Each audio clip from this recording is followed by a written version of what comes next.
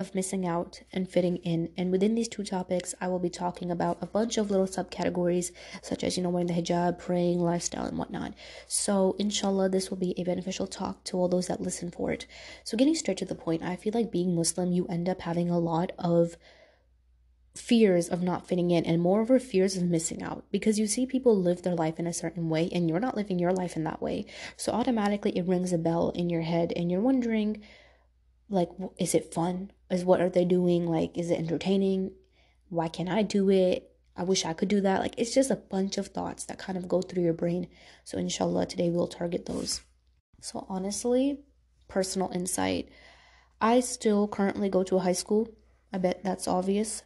So I still go to high school, and in your senior year, honestly, you just learn so many interesting things about people, especially when you're just like on the outside. Like, don't talk about it, don't say nothing. Just when you watch what's happening, you learn very, very interesting things about people, about friend groups, about the way that a lot of the things that are actually structured in the way that they actually are. You learn a lot. And it's very, very interesting because a lot of these things are not the way that they seem, especially when it comes to seeing the way that non-Muslims live their lives. I know it's so easy, especially when you're a girl, to like open up Instagram and like see girls from your school, like, taking group pictures, or like they're at the club, or like they're at some dance party, or they're doing something, like they're always doing something. And it's always a group of girls having fun. And I've seen it so much, and it happens so much in my school. And especially when you live in, like, I guess I consider this a small town. Okay, I consider this a small town where I stay at. I consider it a small town. It's there's not much to do. So really, you have to have good friends. So whatever you do, it ends up becoming fun. And when you don't already have friends, it kind of starts a drought process. Besides the point, whatever it is. You see these people and they're always living their best life on Instagram and they're always making plans, always going out to eat. And then it's just, you're at home. You're at home on your bed, looking at their pictures, looking at what they're doing, and then, oh, look at that, it's Asr prayer time, and get up and go pray. Like, it's just, there's nothing much to it. And the thing is, that I've really, really learned is a lot of these friendships and these things that you see are nowhere near what you actually think they'll be like.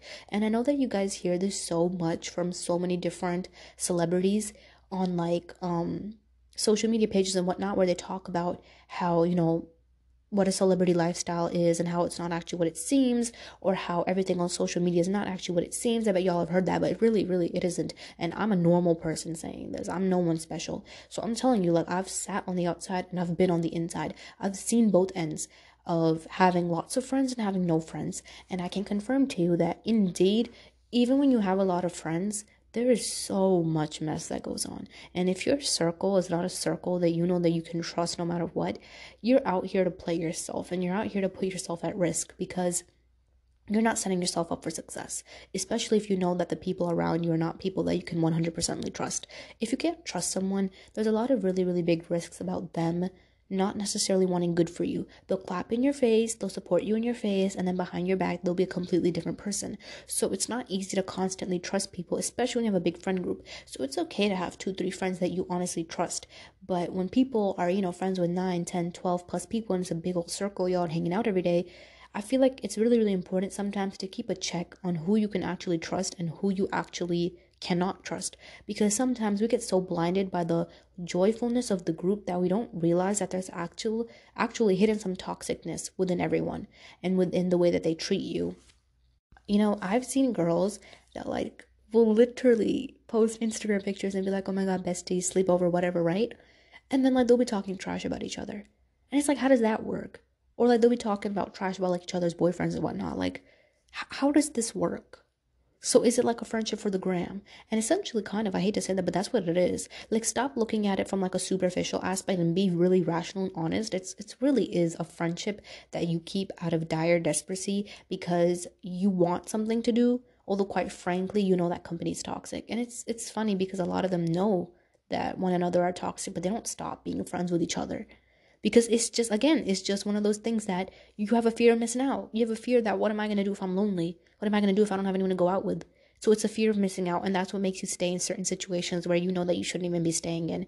And when you're Muslim, and automatically you don't fit in, especially when you're a girl wearing the hijab. People ask you 1,000 different questions. There's nothing wrong with questions, there's nothing wrong with being curious, but sometimes people have asked you questions that are just very, very underlining shady. Like, they'll ask you questions that are just, they seem a little bit off, and it's not easy to deal with that, because at the same time, you don't want to call them out for it, because you don't know if they're being curious or if they're just being shady. And you always just have to be nice, especially when you're Muslim. That's a part of our faith. But because of your hijab, people, they are really, really quick to single you out, because you're not like everyone else. You don't look like everyone else. And you're not that of an easy target. When people see people wearing hijab, or girls wearing hijab, I guess I should say, they automatically just kind of think, okay, what is she like? Is she like the super extreme Muslim? Like, is she like a terrorist? Or is she like cool? Like, what is she like? And especially when you live in a small town, you'll be shocked the questions that you hear. There's nothing wrong with asking questions, really, but some of the questions that I hear, I'm just like, like, I'm a little bit confused. So it's very easy for people to single you out or make wrong assumptions on you. And if anything, you should never let anyone's assumptions get to you. I said this in a previous episode, like, people have their expectations of you, and people have written your story. A lot of our story is written by someone else. We had someone else decide what is good for us, what's bad for us, how much we will succeed, or if we will even succeed, or if we'll be failures, or if we're smart or dumb. And we have this all written out by someone else, and we don't actually realize that it's written out by someone else. So you constantly live your life in other people's expectations and other people's thoughts, because you actually don't know yourself, and you don't actually know your creator, and you have never actually embarked on a spiritual journey. When you think you're finding yourself and you're traveling to a bunch of different places doing new things, you are just finding new hobbies. You're not actually finding yourself, because to find yourself, you have to find God. And I feel like if you've been on a journey to find yourself and you haven't found spirituality and God and religion, then I feel like you've left a very, very big gray area of actually figuring out your innate soul and your insides and what makes you you, because we all have something. And if you like to deem your personality and who you are to just the surface being, then yeah, sure, saying that you love to travel and you love to have hobbies, you love the gym, okay, cool, whatever. But there has to be more to you. There has to be more to every single person than that. And I feel like the thing is, when you see people that are non-Muslims, that maybe they have a faith, but maybe they barely practice it, or maybe they're just straight up atheist, they don't necessarily have a lot going on inside. They may go through depression and emotional phases and whatnot, but when it comes to the actual discussion of soul, it is a very scary one for them. Like, dead even when the topic of modesty comes up, it's the topic that they don't like to talk about. I was once talking to a girl. She's sweet, got nothing against her. I don't even really know her like that. Whatever. We were talking about modesty, and I was very, very blunt and honest about it, because, when you're the only girl in school who's dressing a certain way that isn't the same crop tops and skinny jeans, people notice and people stare. But we once had a discussion on modesty, and I was like, this is just the decision that I like. This is the decision that, religiously, this is according for me. But also, I just feel like it just makes me feel the best. And that's just my intake on modesty. Like, you feel better knowing that not everyone knows exactly what you look like. Not everyone has the access to what you are, how you dress, what is your shape. Like, it's just special. Islam makes women like gems, literally. Like, we are so well kept. We are supposed to be, so loved and cared for. And Islam really protects women, especially when it comes to the sense of modesty, lowering your gaze and whatnot. Like, yes, the discussion of rapists is always a discussion that comes, wow, that sounded blunt. But the thing is, when it comes to modesty, the first other word that people like to really, really bring in is rapists and, rape and things like that. And the reason why I'm talking about this is because a lot of times people will automatically debunk modesty and say, well, just because you're modest, that doesn't mean that, like, that's going to stop a rapist from raping you. So you might as well just wear what you want, because they're going to have their motive regardless. Yeah, 1000%. I agree. If there's someone that has bad intentions, they're going to do it. But let's not sit here and act tone deaf and act like, dressing modest doesn't protect you. Let's not. Because, quite frankly, forget the extreme case of a rapist, because a rapist is going to do what he wants regardless, okay? There are some countries, Islamic countries, where women are walking out in burqas and niqabs and they're getting raped. So really, it's a men problem. It's a men thing. But when it comes to your everyday casual guy that is in school, or your everyday casual dude that's at work, you are protected from them and their gaze and their bad intentions. Because whether or not every guy puts it on the outside, not every guy's bad, that's not what I'm saying, but we all have like desires, we all have intentions, and when you dress a certain way, that can very, very much provoke that. So don't act like it doesn't exist. And I hate saying this, because people, they automatically jump to hate on girls that talk about this. But it's tone deaf for you to sit here and act like modesty does not protect you from every single person's eyes. It does.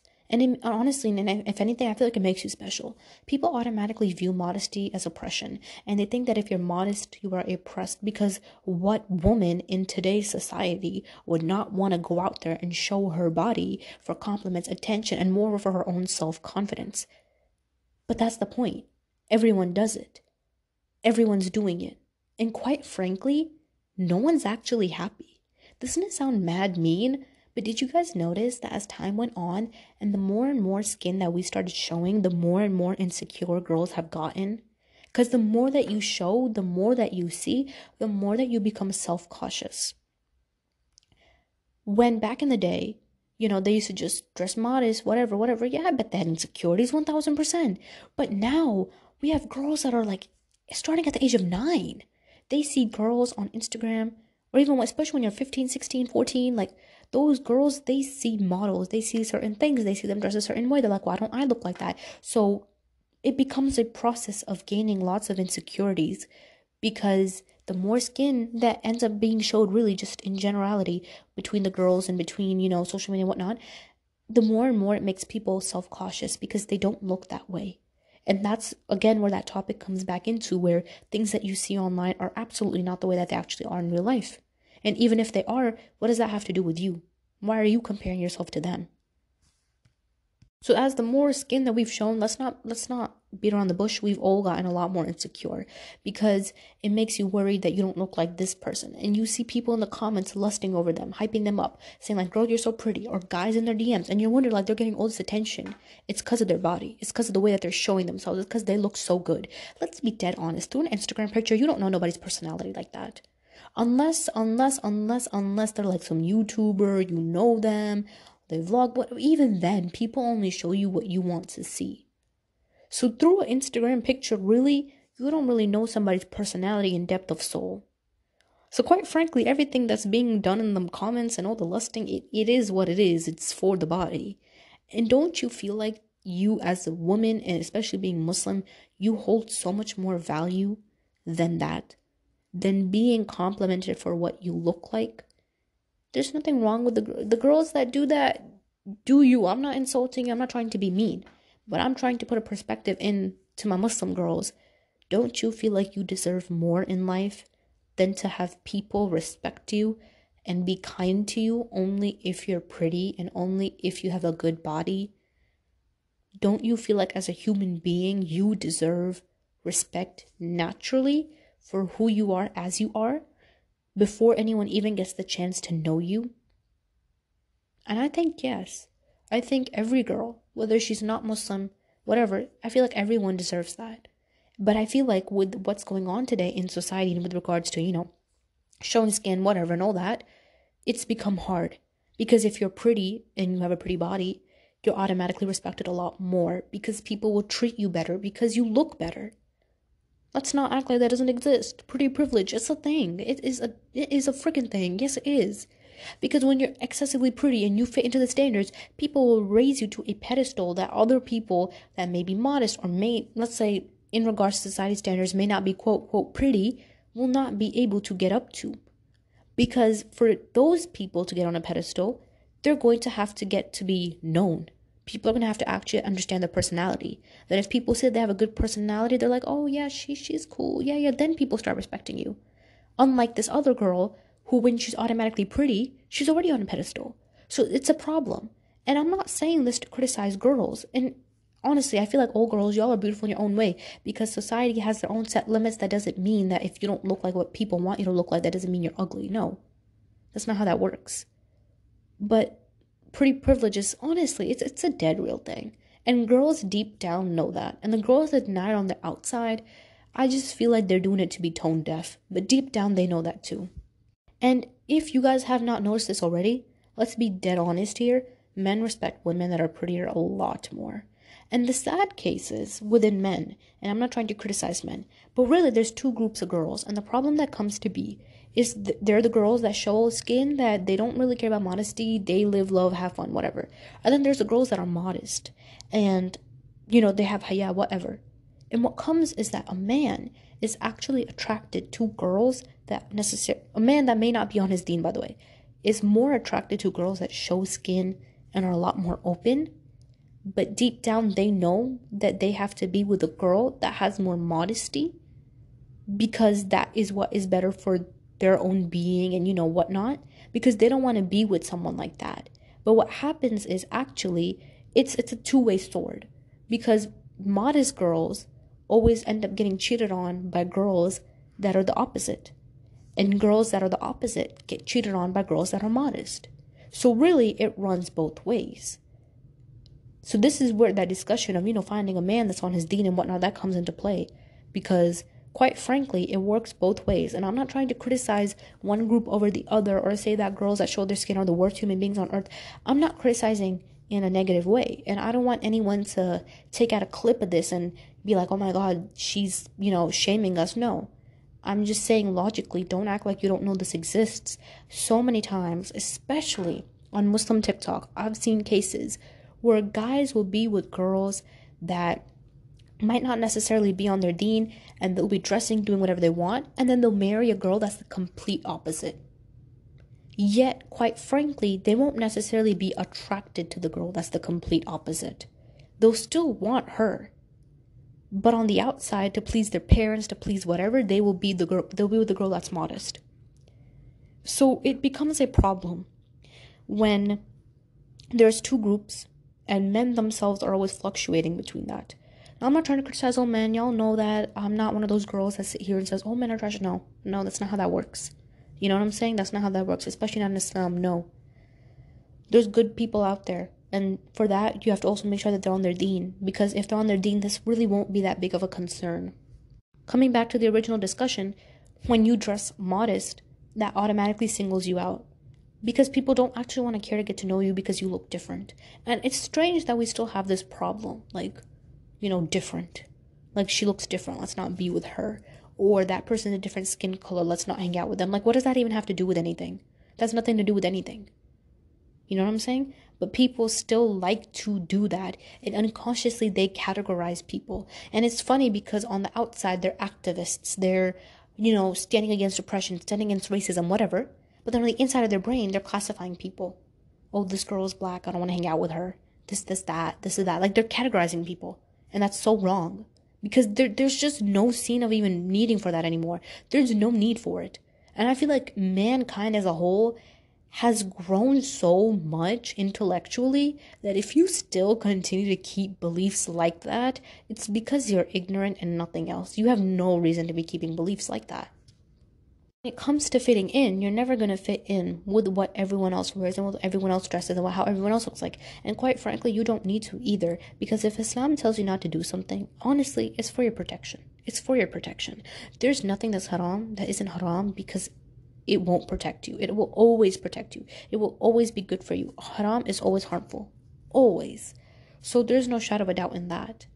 Always. So it's really, really easy for girls that dress modest and they're not showing their shape or whatnot to feel jealous or feel upset or just feel kind of disheartened because they're not being treated the same. But what you need to remember is that your favors, your expectations, your respect, your love, your everything comes from God. If God willed, He can make all the angels and everyone love you. And if God willed, He can make everyone hate you. So really, this concept of respect and glorifying and, looking up to people and privileging people, this is something that it's really in Allah's hands. And if you see someone going through that and they don't deserve it, then just know that sometimes Allah gives people this life instead of the next. Maybe you're going through a really hard time right now and you're an amazing person and you're just modest and you're on your deen, but everyone hates you. It's okay. That doesn't necessarily mean you're a bad person. Again, it's in the hands of Allah. This is all decreed by Allah. And maybe Allah's not necessarily giving you the best in this life, but He will in the next. So there's always a ratio. There's always something that comes out. And one other thing really that we hear a lot as hijabis is they say if you want a job, you need to take off your hijab, because the hijab, like, it just apparently causes problems, and apparently it's like a whole issue, and makes people feel uncomfortable. And it's something that we've all heard so many times in our life, that if you want to be successful, you want to get a good job, you want to get into a good college, you want to pass the interview, take off your hijab, because that way you'll look like everyone else and then you'll get in. And it just doesn't sit right with me, because at the end of the day, with this mentality, we believe that people are the one that give us risk, that give us wealth. But that's not the case at all. Wealth and risk and whatnot comes from Allah. And if Allah wills, He can tighten up the whole earth and you will find money nowhere written for you. Nowhere. You can apply to 25 jobs in different countries and be everywhere, and you will not get a job. Because risk and wealth and all these things, they're written by God. They're not by the people. And if God willed, you could be someone who might not even have the proper credentials to get the job, but you can skyrocket an amazing job, because the wealth is from God. It's not from people. So stop expecting that people control this wealth. People control, the way that everyone perceives you. No, this is from God. And quite frankly, sometimes being Muslim, you're going to go through really, really hardship. You're going to go through a lot of hard times. There is a hadith where they talk about how sometimes holding on to your religion and whatnot will be like holding on to a burning coal. And it's not easy to hold on to a burning coal, because when you hold on to a burning coal, it's burning your hand. And you instantly just want to drop it. And that's the thing. That's sometimes what religion is like, especially with the comparison I just gave. Your hijab, in this scenario, you want the job, you decide to drop it. That's not a good fit, because in this manner you're trying to fit in for that job, because you know that the money will come that way, and you are put in no other condition. But this is something that you should never ever compromise on, because this wealth and everything else comes from Allah. It doesn't come from people. Moreover, when you're working and applying to a job, if they're not accepting of a hijab anyway, honestly, I feel like there's no reason to even work there in the first place. Because what are you even going to get from working from a company that's like Islamophobic? And sometimes companies, they're really Islamophobic, but they like to hide around, beat around the bush. Our employees feel unsafe, but I have no problem. Shut up. Tell your employees to start feeling safe then. It's not like I'm going to do anything. But people, they do it for a reason. They have their own beliefs. Okay, go ahead, whatever. But you don't need to work there. Another really big thing is, honestly, generally praying. Like when you're on your deen and you need to pray, it doesn't matter if you're at the mall or wherever you are, you low-key start to get panicked. You're like, I need to go home. I need to pray. I need to pray. I need to pray. I need to pray on time. Or there's certain people, they don't like to go home to pray. They just kind of pray in their car or in a dressing room, wherever in the corner. Mashallah, we all have a system. We all need to pray according prayer time. And what happens is sometimes when you're out in public or you're with friends that may not necessarily understand that, whether they're Muslim or non-Muslim, whether, they're strictly practicing or not, sometimes they don't understand that. So when your urge comes that I need to go pray, I need to go, do this and that, they stare at you like you're crazy. They're like, come on, girl, there's a sale going on. We don't have time. Let's go. This can wait. You do this every day. You do this 5 times a day. There's tomorrow. And again, it becomes a fear of missing out. That my friends are going to go have fun. They're going to all catch this sale. They're all going to go out and do this. But I have to pray. But honestly, think about it. Everything that you have a fear of missing out on while being Muslim is something that won't even last. It's temporary. Every single thing is temporary. Going to parties, clubbing, going shopping excessively, going out every single day, having relationships, haram relationships, adultery, zina, anything. It's so all temporary. But what you do religiously and what you refrain from is not temporary. It's permanent. Because when you do it, God, it's recorded. And you will be accounted for it. You will be given the right, fully owned things on the day of judgment for how you reacted. So it's not like it's going to waste. But the time that you spend at the club or committing adultery, that time's going to go to waste, and after that, it's not going to come back again. There's nothing you can do again. So what people do is they're planning it for next Friday. They're like, oh yeah, we're going to go again next Friday. Do you see how much of impatientness there is in this lifestyle? I was thinking about a word, but it's an Urdu word. It's kind of like, I guess I could say emptiness. Do you realize how much emptiness there is in this lifestyle? You go clubbing on Friday, and you commit adultery and whatnot on Friday. Then you pack it up, you're like, man, that was fun, that was great. Okay, what we do next Friday? Where are we going next Friday? Like, it's automatically what's next. Like, there's no feeling of content in this at all. So it's not anything that lasts. It doesn't even last on this earth. What makes you think it's gonna go on after? There's people that commit all these things, they're not even satisfied for an hour. They're thinking about planning it for tomorrow, the day after, or Friday, or whatnot. Like, there's no contentment in it. But what you're doing, there is. Not only will it make you feel content on this earth, it'll make you feel content in this hereafter. So whatever you're doing, it's a double win. As compared to what they're doing, it's a one-way win that is a stab by a sword. There's actual no win to it. It's a one-way sword. You have fun, you get stabbed by that same sword again because you're not content. You already committed sin, you're planning again. What am I going to do the next time? What am I going to do the next time? There's actually no feeling of fulfillment in it. And these are people that chase their desires. So clearly your desires don't always want what's good for you. So when it comes to your prayer, don't ever be that person that is neglecting it because the people around you don't understand.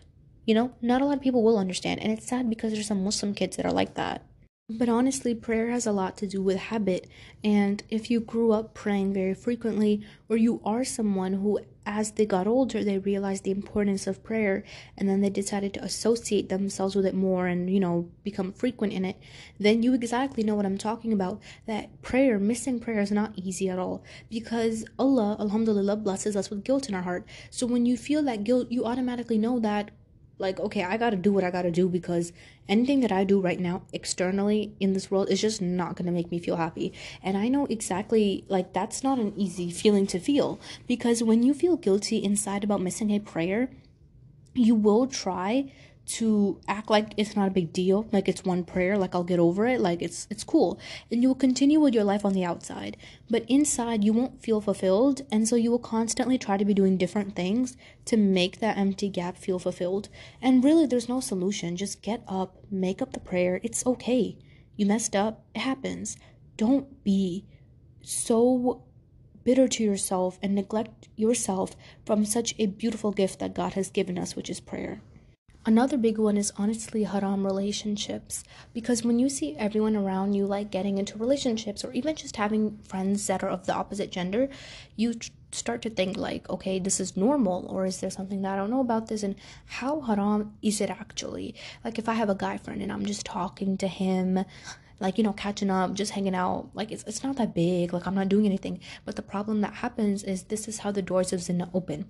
The doors of adultery always open because there were barriers of avoidance that you could have taken and you didn't take them. No one wakes up and goes commit zina with someone they love. That's not how that works.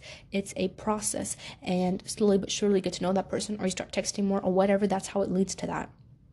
So there's a lot of gates, and when you don't avoid those gates and you just keep running through, you end up at that position. So people automatically like to think that, being friends with a guy, it's not that big of a deal, keep your distance, whatever. But you're not understanding that regardless of whether this person's a good person or a bad person or whatever their intentions are, we don't know that.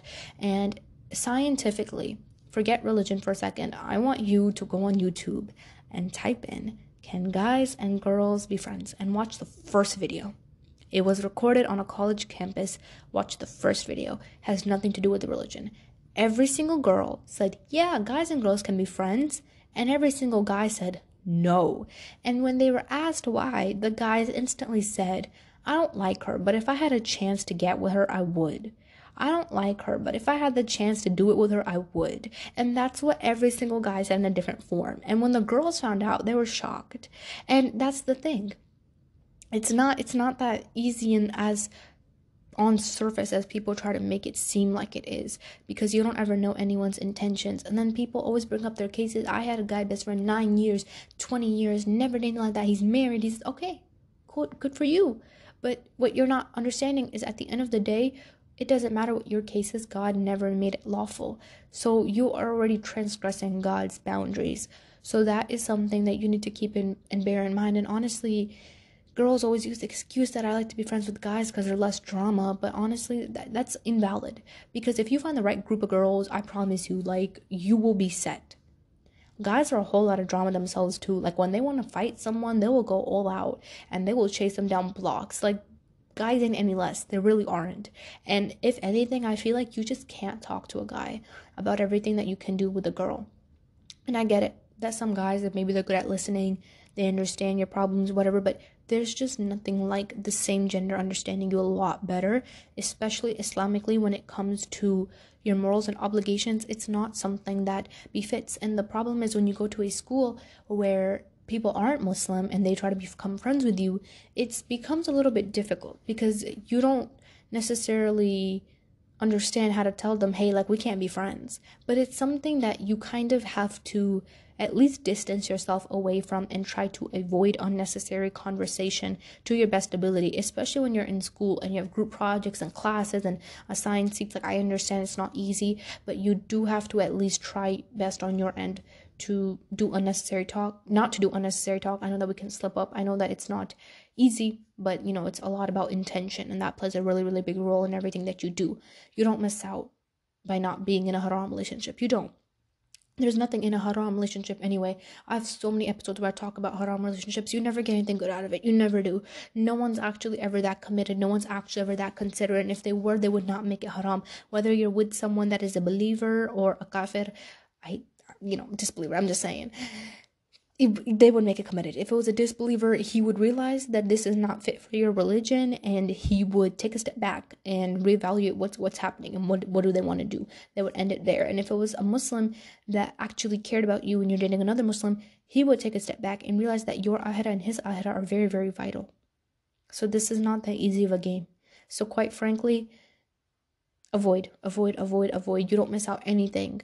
And one thing that I really, really, really, really find interesting is when you're in your teen years, like, people, they date. Like, they date. Like, they're having someone new every 4-6 months.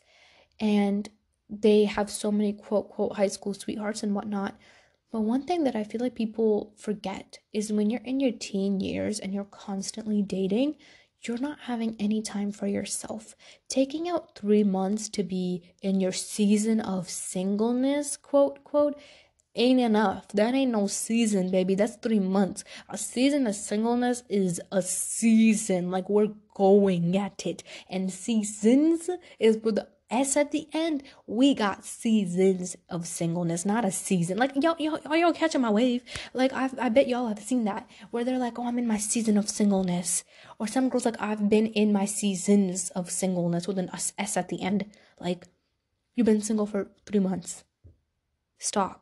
And it's unfair to yourself too, because you think you know yourself. You really do. You think you're big and bad, and you know that you don't want a guy that's toxic, and you don't want a guy that looks like this, and like, you know your wants and dislikes, but you yourself don't even know what you like when it comes in regards to your goals, and when it comes in regards to what you feel like you're capable of doing. You do not even know your own trajectory and how and what you want to become, and whether you are living your story or someone else's, your expectations or someone else's. What are your goals on this earth, and what does your soul want? That's a very, very big question. But instead, you're a teen and you keep dating and dating and dating and dating because you think that this is like the depth of it. Like, like, this person's my world, and all of this stuff. Like, stop. You don't even know what your soul wants, and that's the problem. Majority of the time, you don't even know the depth of your own self, your own being, but you are in love with someone else and you're constantly dating. And look, there's nothing wrong with liking someone, but you have to go about it the halal way, right?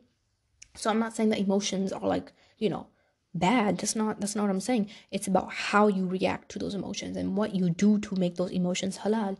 But if you're sitting here dating, and then when your 20s come and when your 30s come, especially when you turn 25, and maybe you're not dating anymore, and you realize like, oh crap, I wasted all my teen years with guys that aren't worth it, with guys that are toxic, and me not even knowing what I want. Now I'm sitting here trying to progress and do the realization that I should have been doing when I was in my teens, if I just compared to being alone and was just on the deen, that I'm doing now. And there's nothing wrong with doing it in your 20s, because at least you realized, right? There's some people that go to their grave, they never even realize it. So don't be upset that maybe you realized late what you were doing was actually wrong.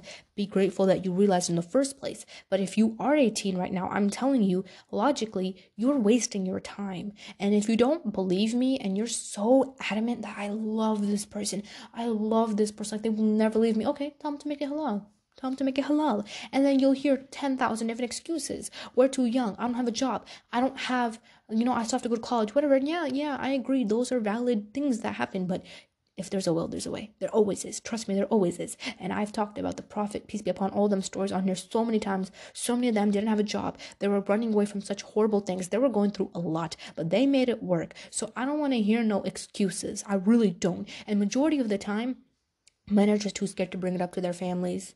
They just are. They really are. And you guys are too scared to bring it up. And I understand, like, it's not easy because your parents can reject the idea and say no.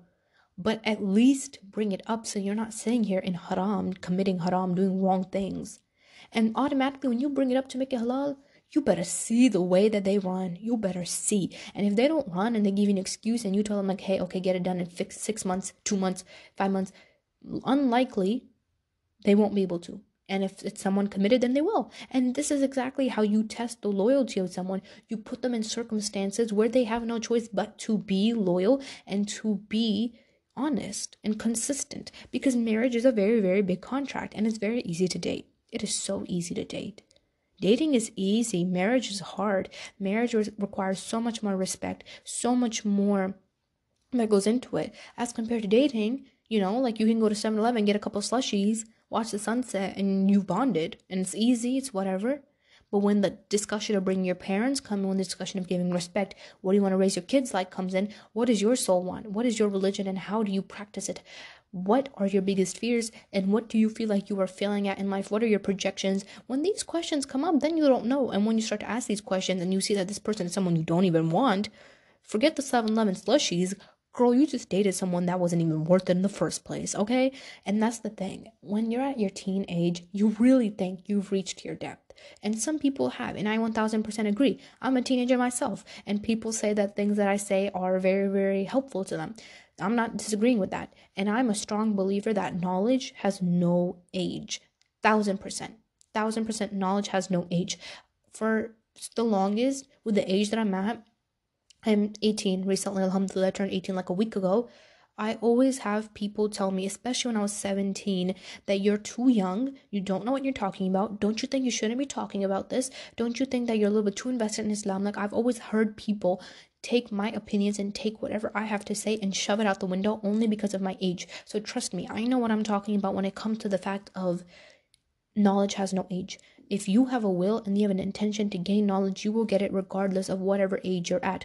Don't gatekeep knowledge to age. Yes, maturity brings lessons, but that doesn't mean that knowledge is not for everyone. It is for everyone. So yes, you will see kids that have been through trauma, depression, abuse, and so many things at their younger ages. So when they become teens and preteens and whatnot, they have a lot of more depth in them. I 1000% agree. And there are some preteens and teens that know exactly what they want, that know what their soul wants, that know what they want for the akhirah as well. Like, they are well equipped. But that doesn't mean everyone else is like them. That doesn't mean the person you're going to get with is like them.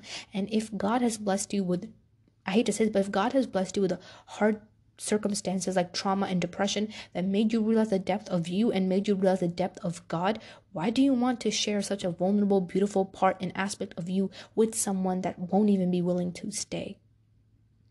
Think about that. That is something that is very, very valuable. God put you through these lessons. God put you through this hardship. God put you through everything. God gave you this religion, and you have so much depth in you, but you want to be in a haram relationship. You want to be with someone who just wants something for maybe 5-6 months or maybe 2 years, but then when time comes they leave. You don't want that.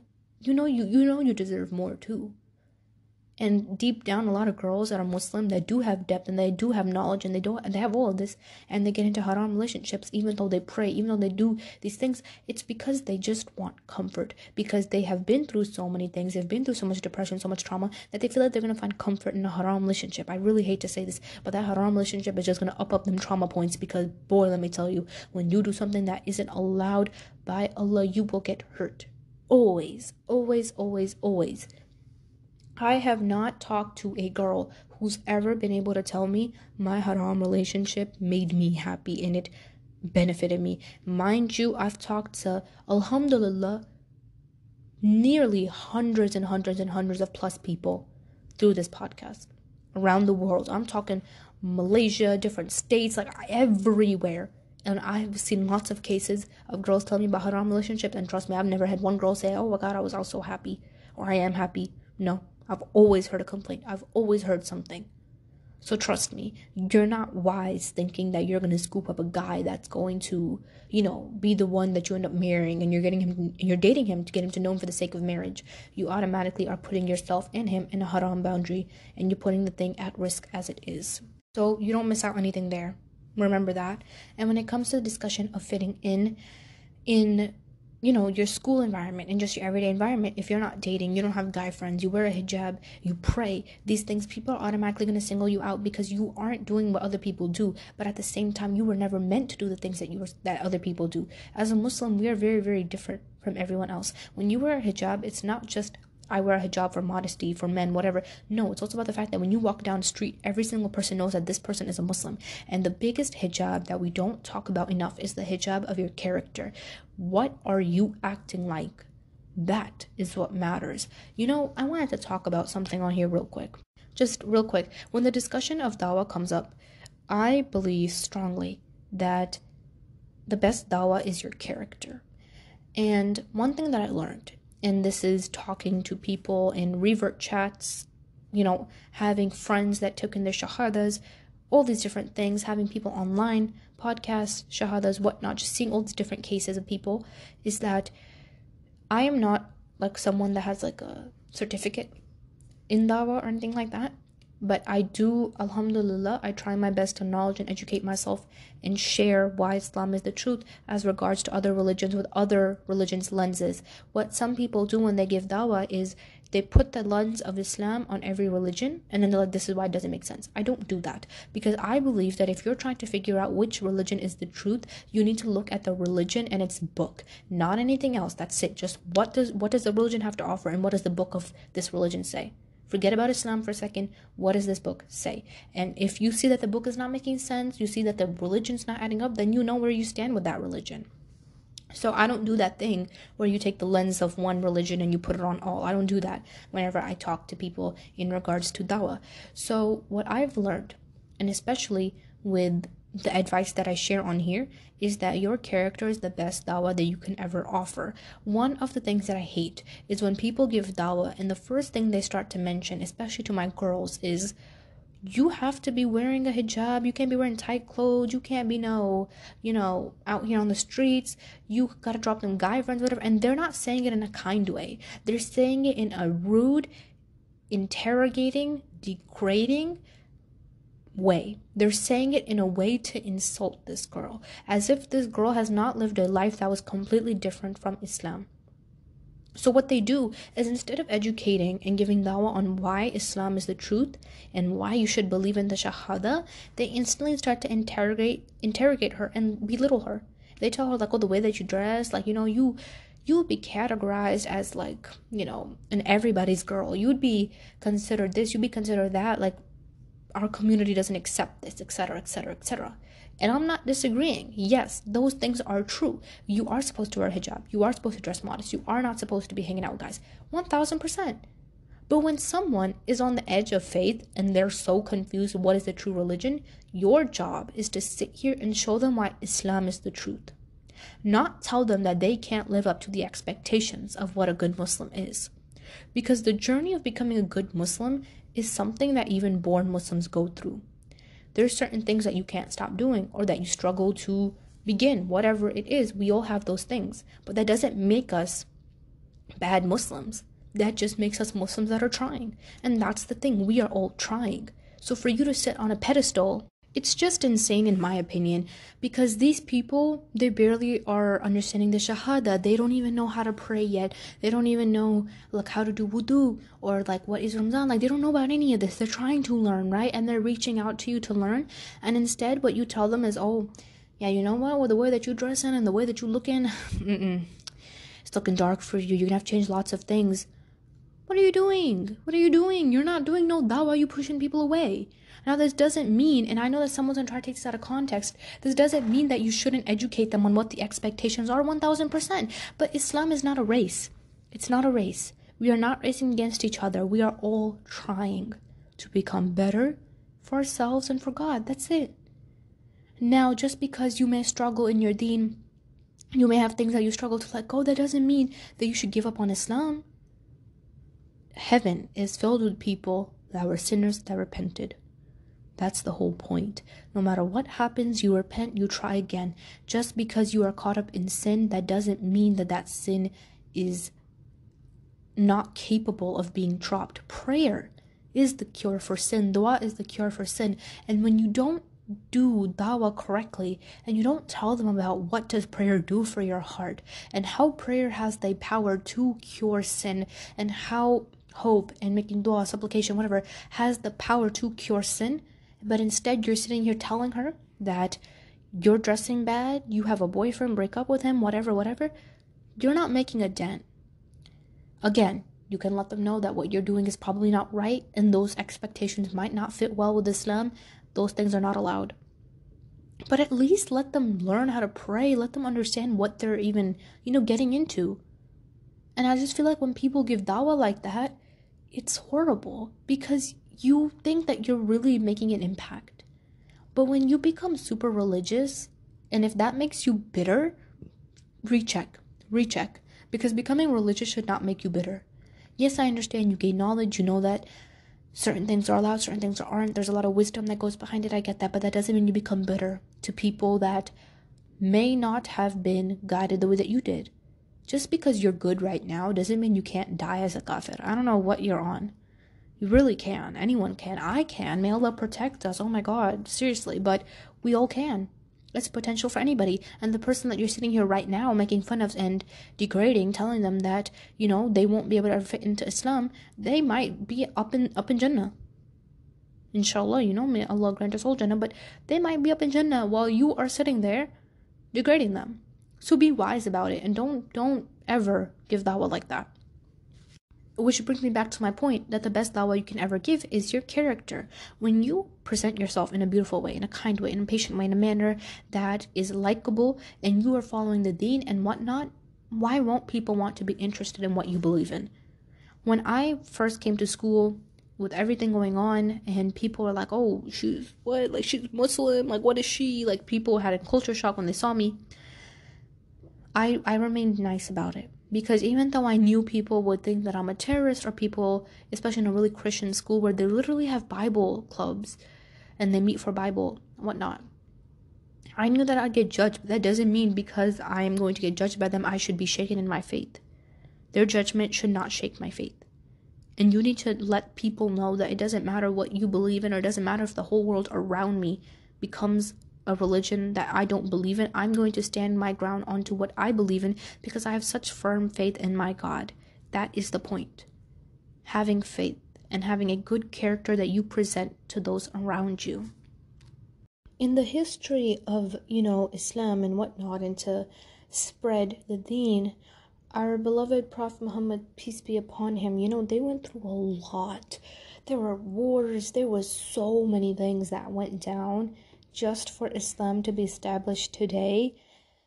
And so much that went in with, alhamdulillah, God's help, and here we are today. And you're ashamed of being Muslim. Like, don't be ashamed of it. At one point I was hesitant because I was scared of what people were going to say. But people are going to talk regardless. You can be in your home and people are going to say, look, she's at home, she's so lazy. You could be going to work, people will be like, oh, they're working too much. She should sit at home. You can be out shopping. People be like, oh, you're always shopping. She's always wasting money. You cannot be shopping and people are like, oh, she's so stingy. Like, there's always something. Always. So who cares about people, and who cares about pleasing people? And especially people that you're not even going to see again in like a year and a half. Maybe 2-3 months. And if you're in high school, you're in your freshman year and you have like 4 more years with these people, okay, what's gonna happen after those 4 years? They're not gonna remember you. And even if they go to the same college as you, let me tell you, college is just not that type of place where whatever you cared about in high school will come forth. It just doesn't. Nobody gives a crap. College whoops you. The first day of college, you see them syllabuses from like 4 or 5 different classes. Yeah, that drama gonna settle out on its own. So don't even worry about that. Don't bother pleasing people that you ain't about to see again. Another problem that we have is when Muslim women especially, they have a fear of not being good enough. And I know that some men as well, because already you're deemed less in society. Already you're deemed differently already. You are treated differently because of your hijab, your appearance, your prayers, whatnot. And then sometimes they start to take people's reflections from the outside and they start to put them on the inside, and they start to think, maybe I'm not good enough. And this has nothing to do with you. You know, when you choose to follow religion, people are going to leave you left and right, but you will be shocked the way that qadr works and the way that those people will come back themselves. And if you're a revert or someone who's not Muslim and you don't know what qadr means, it basically means fate in Arabic. Like, you will be shocked the way that fate brings these people back to your face. Trust me, they always come back. And sometimes they come back for good, sometimes they come back for bad, but your fate will bring the people that will need to be brought in. Trust me. So don't even worry about it. Don't worry about not being good enough for people, because again, people are going to talk regardless. Moreover, remember that you are more than good enough for yourself. A person that chooses to embark on the journey of God and of religion will, inshallah, always be blessed with God's mercy. And you should be proud of yourself for coming this far, especially in a society which finds religion weird and crazy and made up and whatnot. Coming back to fitting in with like society and character, you know, your character is also very, very different. Not just your appearance, the things that you follow, they become very, very different to people. Like when people go to guys' house and they have sleepovers, or they just are friends with guys, they meet up with guys, they have guy friends in their groups and whatnot. And then like a guy's like, hey, you want to catch up? And you're like, I can't do that, I'm Muslim. People are like confused. They get so shocked, especially in the US. They get so shocked. They're like, okay. And who cares? Who cares? You know, people, they're gonna judge you for that, and you don't actually ever know anyone's real intentions. Trust me. I found out so many things about so many people's intentions just staying quiet and watching from the outside. So trust me. Let people think you're weird. Let people think that you're oppressed. Majority of the time when people think that Muslim women are oppressed, they don't even bother asking if they are. Like, if you are so caring for the oppressed and you are so, you know, performance activist and whatnot, at least ask us if we're oppressed. And I can guarantee you, you'll hear no. You will hear no. And if a woman is oppressed, she's oppressed by culture, not by religion. So Muslim women are not oppressed. We really aren't. And we don't need you to sit here and try to tell us that our religion oppresses us. It doesn't. It's culture. If you want to, you know, help out with the culture, speak up, whatever, okay. But don't sit here and act like you know everything. I'm like, you know everything in regards to religion, and sit here and criticize and judge and blame and whatever as if you run this thing. You don't, and you have no say in it at all. You know what? Another weird thing that we just don't talk about is social media when fitting in. This is so random, but I know that right when I said this, I know so many people, like, they relate to exactly what I'm saying. When you're a girl and you don't post pictures of yourself on social media, just so non-mahrams don't see it. And again, I know that I have a lot of reverts and people that are non-Muslims that are listening, so I'm going to start translating a lot of the Arabic words that I use. The term non-mahram basically means men that aren't like your immediate family, or men that like you're married, like a man that you're married to, basically. You know what I'm saying? So there's like certain laws and codes and whatnot of who and who cannot, you know, see your hair and see whatever, right? So some girls, they like to go the extra parda, and they like to, which basically means like the extra curtain, I guess you could say, like the extra barrier, and not post pictures of themselves. Because let's be honest, think about this in a reality term. You're a pretty girl and you're walking in the street, and a man's just staring at you. Like, he's just staring at you. Like, he's getting in on you, getting close to you, just staring at you. That's weird. And social media is the same thing. You post a picture of yourself, we got dudes zooming in. Like, it's weird. It's weird. I can't do it. It's weird. And so when you put your beauty out there, everyone is simping over you because of your beauty, not because of your personality. An Instagram picture doesn't show a personality. So they're simping over you for your beauty. And you know, one big trend that we have is hijabi fashion. Put it together, hijabi fashion. And don't get me wrong, mashallah, these girls, they're pretty. They really are. But in Islam, you know, girls, they're told to hide their beauty, to hide whatnot. And it's not to be oppressive. It's just because you're so valuable that not everybody gets the chance to see you. You could see everyone else, but not everyone can see you. And I think that that is so special, because not everyone gets to see things that are rare or our kind of like sacred, that's the word, or like sacred treasure. Not everyone gets to see it. So it is what it is. I mean, look, not everyone gets to touch diamonds, not everyone gets to touch pearls. So I know that may seem like a cliche example, but not everyone gets to touch that. I can see everybody, but nobody can see me. Do you realize how low-key powerful that is? Like, you are here holding the upper hand. And since you hold the upper hand, people are trying to manipulate you and tell you that you're oppressed when you're not.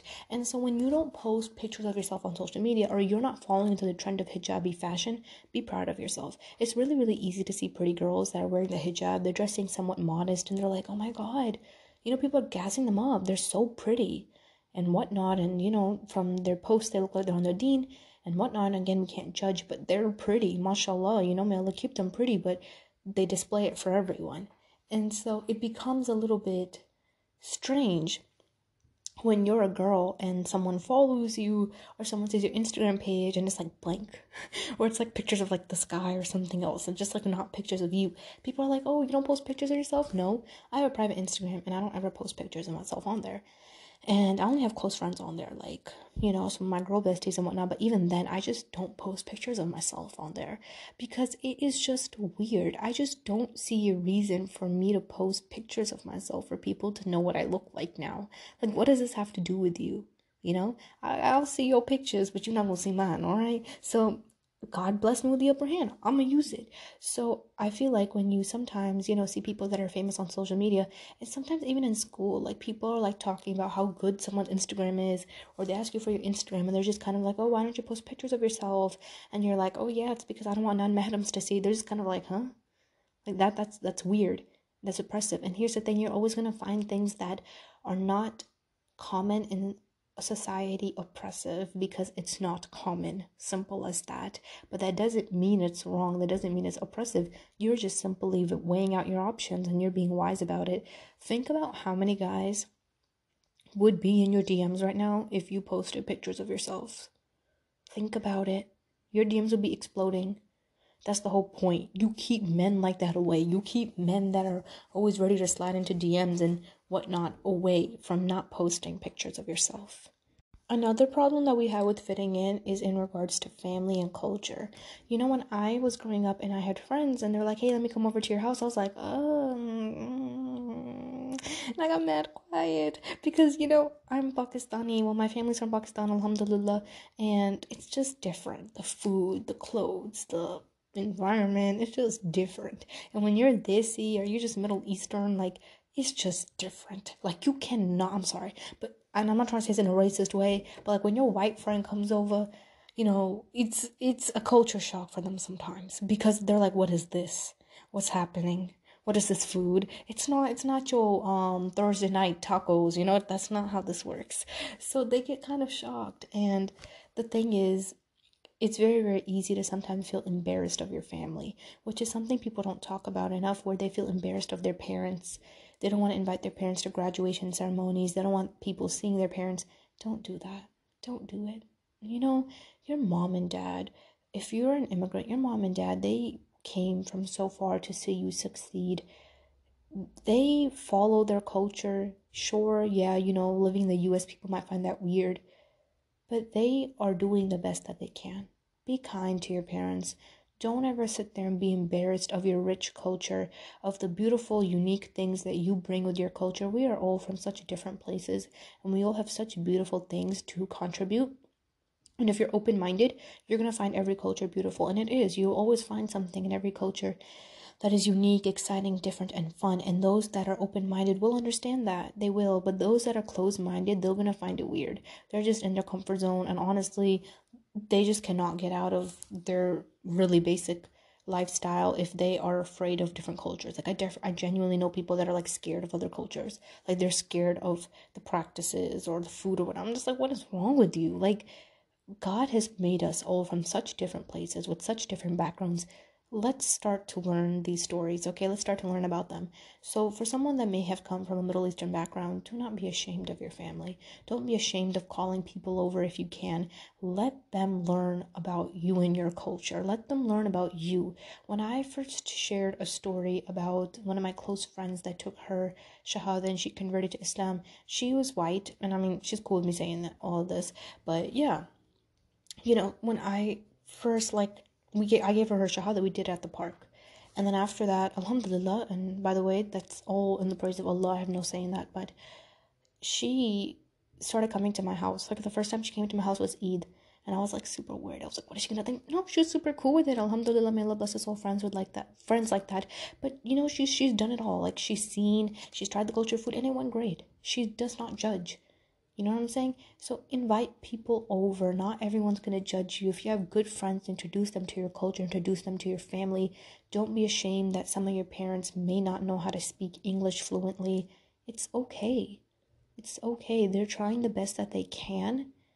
And evidently, if your friends are not open-minded enough, you probably shouldn't be friends with them in the first place. The one big thing that I want to talk about before I close this episode is getting left behind and getting walked over because of your generosity and your kindness. The biggest fear that sometimes I have in life is I always think I'm going to get left behind. I'm going to get left behind. I'm going to get left behind. So I rush and I always try to, be punctual, productive, whatnot. I'm going to get left behind. But the question I sometimes ask myself is like, what am I going to get left behind in? Like life is going to move at its own pace. God is going to make life go whenever it needs to go. It's going to go however God has planned it for me. It's part of my faith. It's going to happen as it is. So what am I going to get left behind in?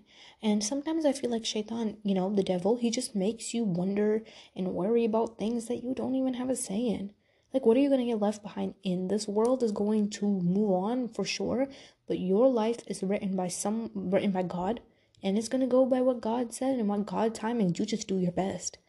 You're not going to get left behind just because, you're Muslim, you consider different, just because you didn't get that job. It's okay. You will get what you deserve at the right time. And I have no shadow of a doubt in my mind that if you give up something bad, why won't Allah give you something good? I know that also being Muslim, you have to be a lot more kinder and you have to be a lot more generous to everyone, because this is what our faith teaches us, and it's not something that is easy to do because people will walk all over you. And I'm not saying that you should be a doormat, but when you see that someone's walked over you, then just distance yourself, cut it off, let it go. Don't be mean, don't be harsh back. Try your best to control yourself in your best manner. I know we all slip up, I slip up. Just try your best to be kind to them. And don't let them walk over you in the sense that you see that it's about to happen again. Just distance away.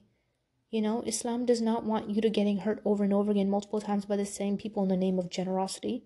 No, you step back. You know that someone's toxic. You know that someone's bad for you. Step back. Don't sit here and allow yourself to get railed over because you want to be kind. And there's nothing wrong with being kind if they need help. But realize that you can't befriend every person that comes in your life. Some people are just not meant to be your friend. They really aren't. Sometimes life is just better without them. You'll meet a lot of good people that are just not going to be meant to be part of your life. There's nothing we can do about it. And you'll meet a lot of people who will, want good for you and you'll want good for them, but they might not actually pull through. You'll meet a lot of different people in life like that. But no matter what happens, and no matter what people you meet, no matter how far left behind you think you are, no matter how embarrassed you are of your culture, no matter what it is, God has never ever stopped loving you because of it. As teenagers, we always go through all of these things, really, these phases and these embarrassments, and we think this is the end of the world, until you're old and until you're in your 20s and 30s, and may Allah protect us, but sometimes our parents pass away. May Allah really, really protect us and let that not happen. But it happens, then you lose, your old close friends that you used to change things about yourself for. You lose in contact with your culture, you lose in contact with your deen, and then you start to think what was it even for? These things are part of your identity. And your identity is something that you get to decide what you want to associate yourself with. So don't listen to what people say.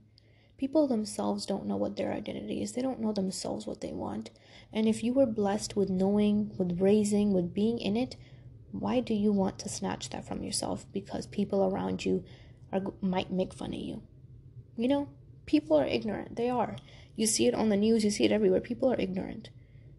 But that's a choice. Ignorance is a choice. And if someone decides to make that choice, they want to be stubborn on it, let them. Let them. You have a choice of moving on, letting them go, being wise and diligent about it. So there's a choice for everything, good and bad. And your free will and whatnot really plays a role in that. I hope that this episode benefited somebody. I hope that all of you guys are well. I hope that if anything is wrong, you guys feel free to come to my DMs, as my Instagram username is the same everywhere. I hope that you guys are well. Alhamdulillah. May Allah keep all of you safe. Assalamu alaikum.